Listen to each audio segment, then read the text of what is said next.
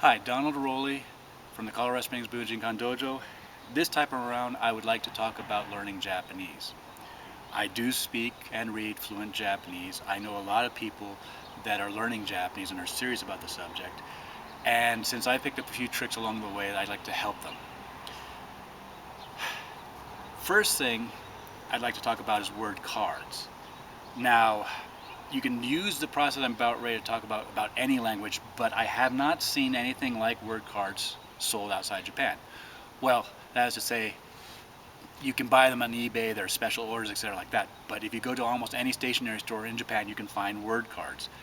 Um, Now, word cards are basically just cards on a ring that you can take off and, you know, like this. Now, you can do this with 3x5 cards, this particular method, but again, the ring helps later on. Now, the method for learning a lot of words really fast is basically just writing like the English word on one side, the Japanese on the other, and you go through. I like to break them down the first time about 20, maybe have 100 on a ring, 100 new words, 20 at a time at first, and then just go through. So let's say the first time around, I look through good luck charm. Okay, engimono. That's the Japanese word for good luck charm, engimono. Okay, engimono. I put it aside. Landlord, oh yeah, okay, that's simple, put that aside. Owl, fukuro, okay, put that aside. Now let's say that I do not know the word all-nighter, which is tetsuya, but let's say I found tetsuya. I say, okay, hitobanchu, all night. Oh no, I put it behind here. Now that means that when I go through all the things, space house, bonyari, etc., I again come to all-nighter. So I'm basically left with the words that I am having difficulty with, and I restudy those, and I don't waste time with the words that I do know.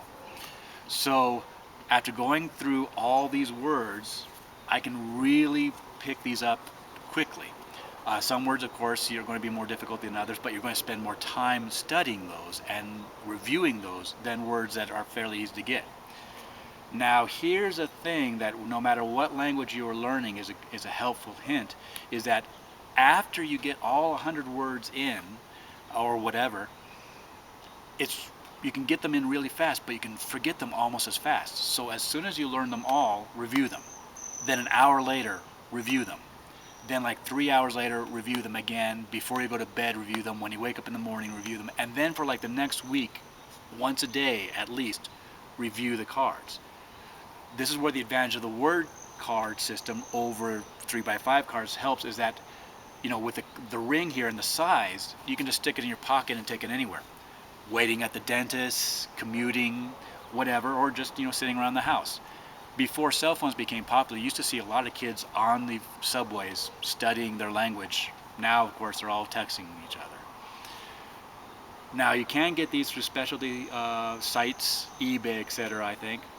If you go to Japan or have a friend that goes to Japan, you can probably pick a few of them. They're fairly cheap, and they're great for learning the language. Now, eventually, most of you are probably going to start reading books in Japanese, and the problem is, of course, you're going to run across words that you don't know. So along comes word book. Now, I'm just going to specialize up in here. Here we go. We got page number, foreign word, pronunciation, and Japanese. Of course, we modify these for learning Japanese. Most of the stuff you find in Japan is geared toward Japanese learning English. So you have to, make do. Now, if I run across a word on, say, page 65, I write page 65, I write the word as it is, then I find the pronunciation, I write it in katakana or hiragana. Then I write under Japanese, I actually put down the English term. This is great if you want to read a book, not forget what it was, and be able to come back and review it or get exact quotes later on. This is a great help for someone like me. Obviously, in an ideal world, every time you learn a word, you should study it and memorize and never forget it. In an ideal world, well, we would have a much better presidential choices than we do right now. So, and let's just face it, sometimes you're going to run across some pretty obscure words, especially if you're dealing with history books. So you're not going to remember these words. You write them down. When you come back and you want to get a point later on, it's so much faster. You review the words ahead of time. Before you go to page 7, you review all the words on page 7, then you just read the page. No going for the dictionary, no trying to figure out what things say. It's boom, easy.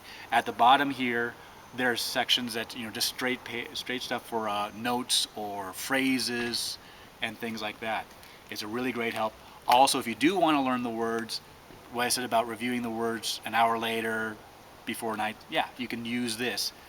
You can stick it in your pocket so you can carry it around and review it in the dentist's office, whatever.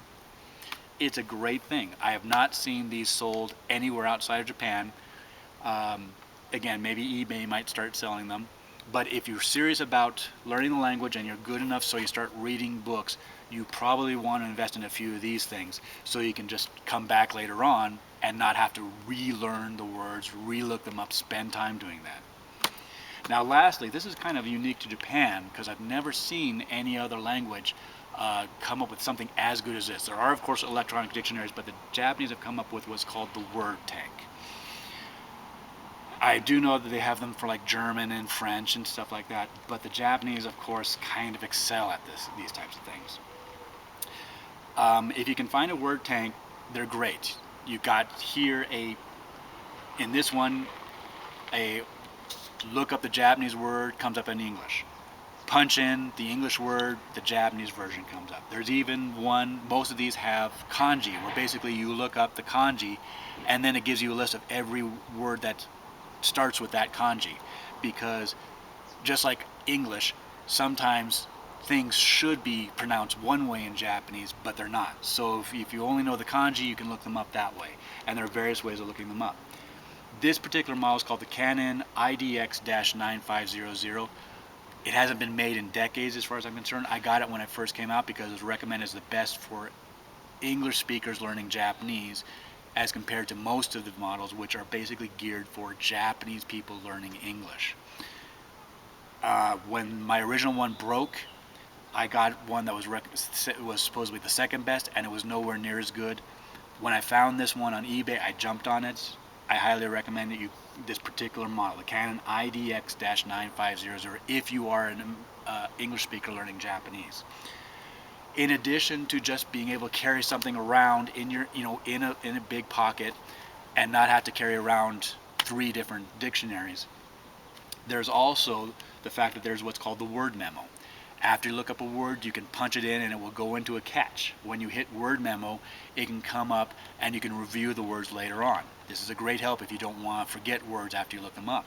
They can be done in sequence, they can be done at random, they can be done from English to Japanese, they can be done from Japanese to English, etc. There's a lot of different options available, so it's not only something that can help you to understand and look up a word, it allows you to learn the words later on. You may not live in Japan, but if you have contacts or if you find the right websites, you probably can find a good word tank to buy. And if you are serious about learning the language, I highly recommend you get a Japanese word tank. So that's little things to help you learn Japanese. I hope it helps because, a lot of people are learning Japanese and they need every little bit of help they can. I know this situation, I got through it, and I like to help people do that. If you have any problems, leave a comment, whatever, and I'll try to help if I can, and I'm in the mood. If you are rude, I probably won't be in the mood. I'm that way. So thank you, and I hope you well in your quest to learn Japanese. Goodbye.